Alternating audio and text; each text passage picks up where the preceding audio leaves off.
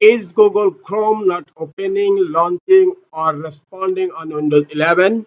In this video, I will show you how to fix Google Chrome would not open on Windows 11 using a few quick and easy troubleshooting steps. Let's get started. Right click on the Google Chrome desktop shortcut icon. Click on Properties. Here on Shortcut tab, you will find an option Open File Location. Click on Open File Location. This is the Chrome application. Right click on Chrome and click on Rename. You just add a character here. I'm adding Chrome 2. Now create a desktop shortcut again. Right click on it. Click on Show More Options.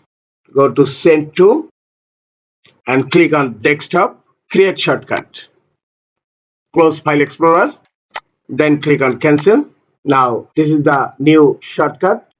If you want, you can delete your old Google Chrome shortcut now. Right click on it and then click on Delete. Try to open using new shortcut and Google Chrome is successfully launched on my Windows computer. That's it.